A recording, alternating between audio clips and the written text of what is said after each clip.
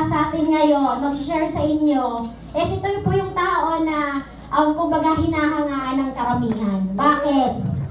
Siya po ang president ng Project High. And syempre po, siya po yung top 3 ng company natin. Kung kanina yung mga nagsalita po, kumikita ng 6-figure, 100,000. Na-inspire ka? Yes! Yung next pong magsasalita is kumikita po ng 7-figure. Ibig sabihin po ng 7-figure, magkano yun? 1,000,000. Diba? Kaya yung inspirasyon na makukuha nyo ngayon, mas matindi. Kaya dapat, mas makinig kayo. Okay? Ready na ba? Yes! Ready na ba? Sige! Okay, upo kayo ng maayos. Yan, yung upong 5. Huwag po yung nakaslouch kasi hindi nyo po maririnig yung sasabihin nung magsasalita. Okay? Ready na natin. I-check natin yung energy natin. 1,000,000! Yan. 2,000,000! 1,000,000! Hindi pa. Kailangan po yung energy natin, taasan po natin kasi para masalo natin yung mga blessing, yung sasabihin ng taong to. Gusto ko po kasi kumbaga maging sulit yung pag-attend nyo ngayon and para pag umuwi kayo, talagang full of inspiration kayo. Bakit? Kasi pag inspired ka, gagawin at gagawin mo yung negosyo. Okay? Ready na? Ito tao po, ito is, ang background niya, dati po siyang nurse. Taga Cebu po siya. Okay, Bisaya. Okay, welcome na natin. Okay, 1,000,000! 2,000,000! 3,000,000! Ayun po tayong lahat. I-welcome na po natin. Milyong-milyong palakpak para kay Mentor Tanya Morales! Yes!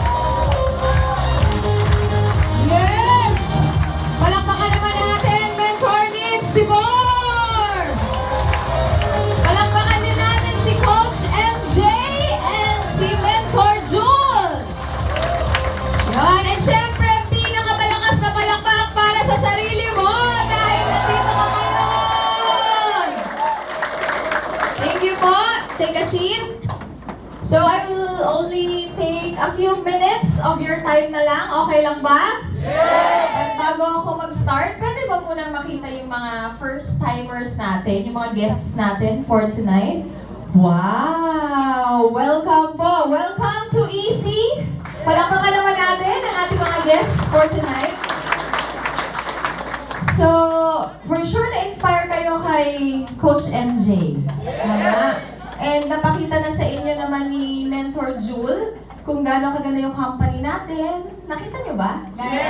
Gaano ka-stable, gaano kaganda yung business natin. No wonder we have already created thousands of millionaires and multi-millionaires over the years.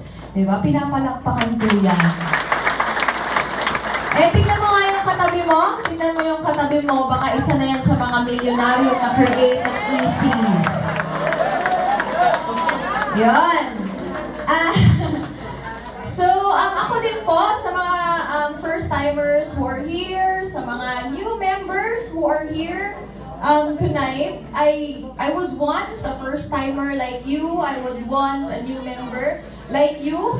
So, alam ko po yung pakiramdam ng nakikinig ka, tapos nagliliyab ka. Diba, nasisindihan yung mga pangarap mo sa buhay? Alam mo yung may realization ka na meron palang ganito dito sa Pilipinas. Hindi ko na kailangang mag-abroad pa para kumita ako ng malaking income. May ganun bang realization right now? Yes! So ako po personally, I decided to do this business kasi nga, I believe that hindi lang ang pag-abroad ang only way para kumita ako. Kasi I'm a nurse by profession, definitely pang-abroad talaga yung kurso. So sa lahat ng mga OFWs na nanonood sa live natin, hello po sa inyo lahat. So, ang ganda ng business natin kasi imagine, we are gathered here tonight and then we are being shown live naman all over the world. Kaya palakpakan nyo naman po ang EC. So, konting ano na lang din, konting sharing. Hindi ko na i-elaborate masyado because I would like to help the first-timers who are here, the guests who are here, to really decide. Kagaya na sinabi ni Coach MJ, decide. At meron akong dugtong doon. Pero bago yun, as a nurse and as a, well, wala akong alam sa business na to, inaral ko lang din, yun ang pinakamaganda sa business natin kasi naaaral siya. Diba lahat naman ng ginagawa natin ngayon at some point, inaral mo din yan. Yun nga lang, kaya ka nandito right now because for sure, you are clamoring or you want more out of life. Tama ba? And you realize that you deserve more. Diba? Kaya ka nandito right now, that's why you're spending time, that's why you chose to be here. Kahit marami ka namang ibang options na pwede mo mapuntahan sana ngayong gabing to. Tama ba? Yes, and congratulations sa'yo. Diba? Sa akin po, pangarap ko lang dati na kumita ng minimum 100,000 per month and I started earning that much last 2016 pa. So, I earned my first 100,000 and yung 100,000 na yon hanggang naging 120, 150, 180, 200, 300, 400, 500. Nung mga tumataas na yung mga income, nakaka-amaze. Kasi habang tumataas yung income sa business, lalo akong nagsisipag. So, therefore, I conclude, hindi pala talaga totoong tamad tayo. Nakadepende lang sa kitaan. Kaya kung meron kang mga kakilala outside na medyo wala silang kalatoy-latoy sa trabaho nila, alam mo na, medyo mababa ang pasahod. Kasi according to my experience, and siguro yung mga ibang mga leaders dito who are, you know, really earning na nag-a-upgrade, habang tumatagal, nakakasipag eh. Diba? Kasi imagine mo, sa sipag kong dati, kumita ako ng 100,000, pag mas sinipagan ko pa, di kikita pa ako ng mas malaki. Diba? So, ganun siya kaganda, yung business natin. And kaya ako siya gustong dugtungan, yung sinabi ni Coach MJ, kasi sabi niya, decide, tama? Sa mga first-timers, and para po sa akin, it only takes a snap to decide. Hindi mo na kailangan masyadong mag-research ka pa ng isang taon, di ba? Ang daming pang babasahin, ng mga article, at kung ano-ano. No need na. Because you will only feed your fear. Di ba? Decide if there's that spark in you that says, para sa'yo to. Kasi wala namang aksidente. Naniniwala ba kayo doon? Yes! Wala aksidente sa mundo. The fact that you are sitting there right now, you are meant to be here. You are at the right place at the right time at the right opportunity. So decide! And hindi nakadepende sa laman ng bulsa ang pagde-decide. Nakadepende sa kagustuhan mong magbago ang buhay mo. Kasi pag yung kagustuhan mong magbago ang buhay mo, mataas, malakas, matindi, definitely makakagawa ka ng paraan. Tama ba? Kasi it's not about your resources eh. It's about being resourceful. Hindi po pera ang nagpapayaman sa tao. Diskarte. Pakisabi nga po sa katabi mo, diskarte. As long as ang gagawin mong diskarte, legal, moral, ethical, go, go, go. Diba? Number one, decide. Okay? Again, it only takes a snap to decide to change your life forever. And the moment nag-decide ka, step two, manage your decision. Bakit ko nasabi? Kasi most of the time, we people, we tend to listen to opinions of other people. And ang malupit pa dun, ikaw na yung umupo, ikaw na yung nakapakinig, ikaw na yung nakakita. Naniwala ka pa dun sa mga hindi nakakita. Diba? Naniwala ka pa dun sa mga nasa labas. Diba? That's why we have to manage our decision. Kasi the reason why sometimes or most of the time nagkaka-leche-leche takbo ng buhay natin, it's because we always listen to other people's opinion. Tama talaga. Diba? Huwag ka dyan, kasi ganyan, napakadami mong pinapakinggan. Sometimes or most of the time, ang nakakalimutan nating pakinggan is that voice inside you that says you deserve the best life this world can offer. Diba? Kasi praktikalan tayo. Meron ka pa bang ibang alam na pwede kang payamanin na kaya natin, mga ordinaryong tao na kagaya mo, kagaya ko, sa ngayon? Di ba? Talk about traditional business, kailangan mo mga pital ng multi-millions para kumita ka ng magkano? 100,000. Sometimes, di ba? After 5 years, lugi pa. Tama? Kahit may pera ka ngayon, mag-iisip ka pa lang ng negosyong i-open, pinagkalugian na ng iba. Diba? Samantalang dito, controlled eh. Ang tawag dito, calculated risk.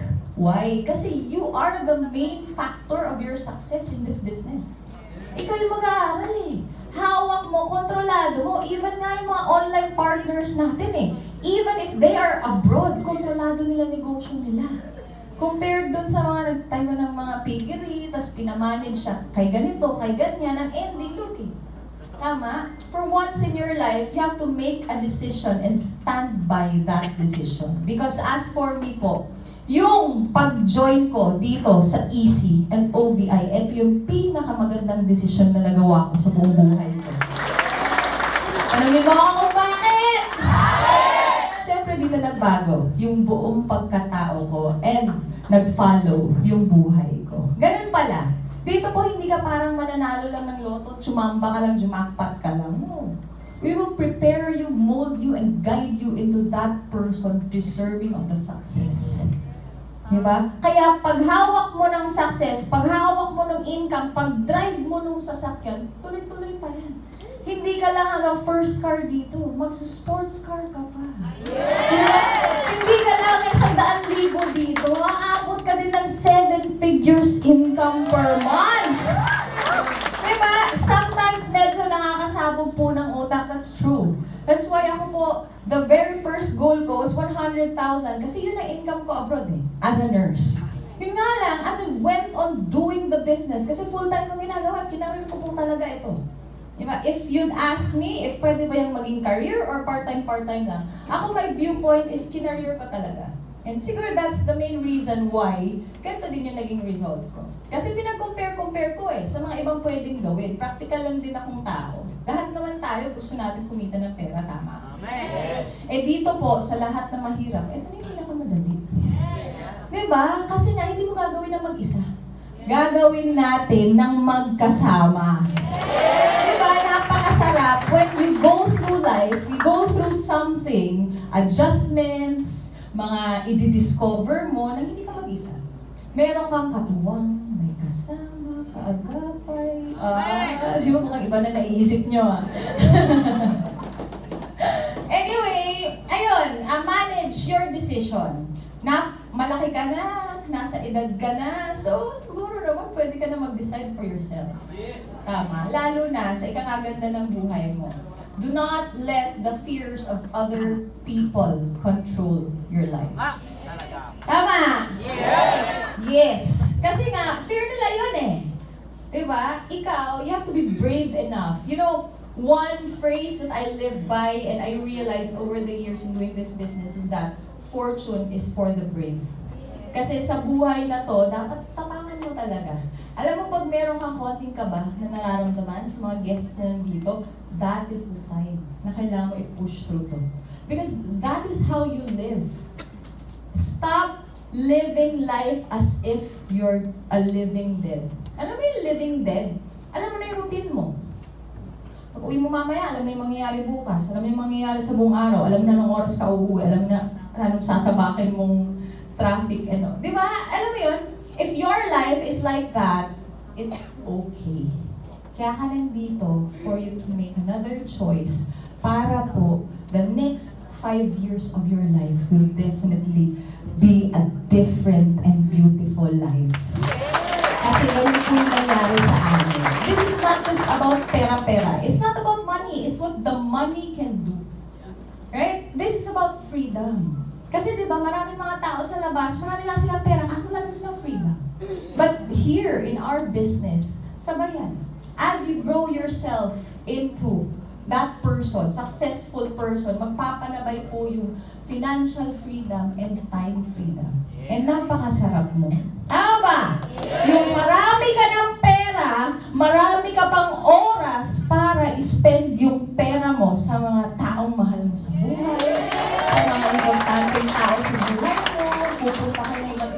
bar, mag-celebrate kayo ng mga anniversary, birthdays, everything. Right? Na kung saan napunta, di ba? Example, kumapa ng buong Pilipinas, ay, buong mundo. Huwag tayo sa Pilipinas lang. Think big. Mapa ng buong mundo yan. Pag dart mo ngayon, kung saan tumama yung dart, dun mo dadalhin yung asawa mo sa birthday mo. Sweet, di ba?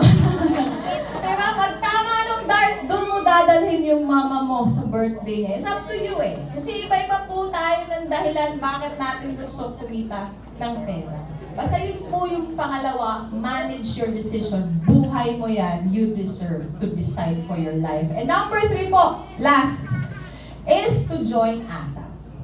Kasi po kami, ang ginawa ko po, ako personally, nung nakita ko yung opportunity, overnight, ginawa ko siya ng paraan. Bakit? Anong paligoy-ligoy pa? Para sa akin, ang pagbabagong buhay, sinusunggaban. Hindi mo siya pinapatagal.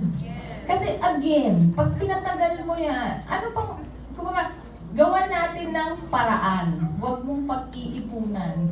Kasi reality hurts and reality bites, di ba? Pero ilang taon ka na sa work mo, ilang taon ka na sa ginagawa mo, kung hindi mo na pag-ipunan so far, it's because you have responsibilities and you are tied up to those responsibilities. And again, it's okay. Basta dito, gawan mo ng paraan. Sa akin po pinangutang ko, hindi ko po ikakailayan. And para sa akin, napakawais mo pag ikaw nangutang pang negosyo. Kasi most of us Filipinos, we are so used na mangutang para magmukhang mayaman. Tama ba? Mangutang tayo, suswap tayo ng bagong cellphone, suswap tayo ng damit, suswap tayo ng kung anis-anis. Di ba?